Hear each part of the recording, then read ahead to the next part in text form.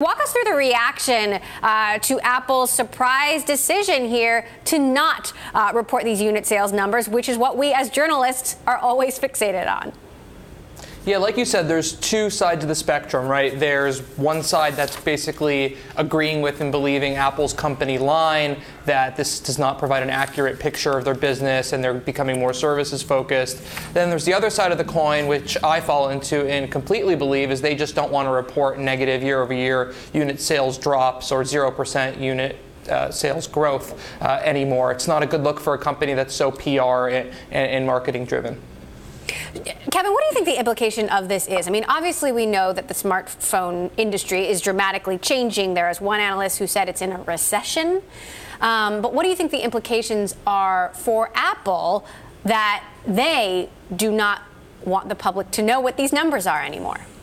Well, I think, first of all, I mean, what's most important in a business is its revenue growth. So whatever that's coming from, products, services, et cetera. And I think, part of Apple's moat is its ecosystem, right? People don't want to switch and leave to the Android operating system, and it's the premium brand. It gets premium pricing, and that's a blessing for it. But it's a challenge, and it's a challenge mainly in the growth markets.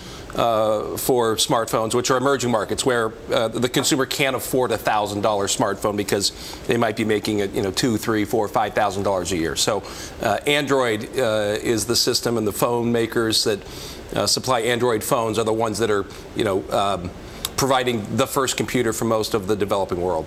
Mark, what are the signals about demand for the new iPhones in the current quarter, the holiday quarter, and knowing that we're not going to get these numbers next year in that quarter, when that quarter reports?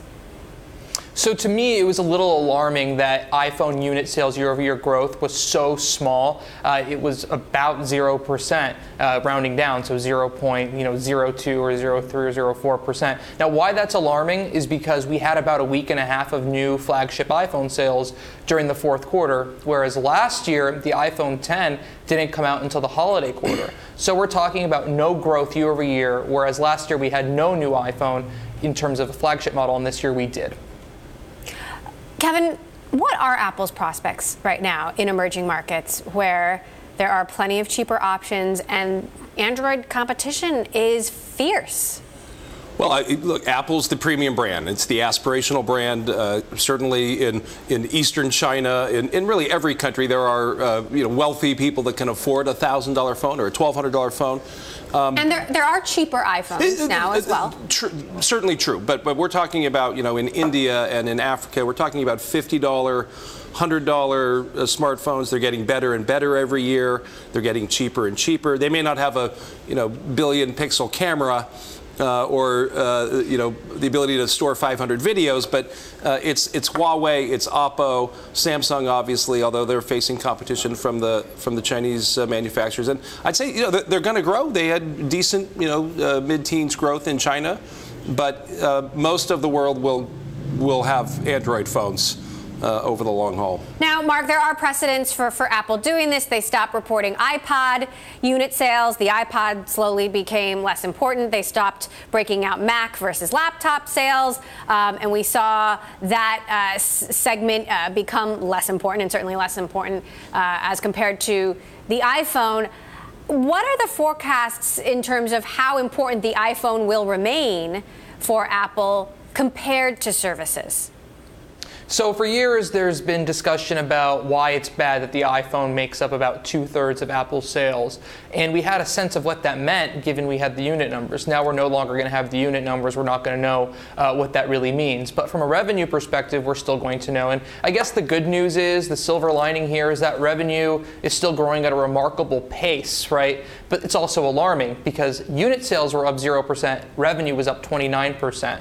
And that's assuming. The good news is we should assume that people will continue to buy iPhones in the same amount of quantities. Even if they don't get much growth anymore, in the future. Revenue is still going to be fairly consistent, and we're talking huge numbers here. I mean, if you look at the Bloomberg terminal and you look out to 2021, 2022, we're talking about $100 billion holiday quarter coming up for Apple in a few years. So they're not going away. This is a very marketing-driven, PR-driven decision not to see those negatives on the balance sheets anymore.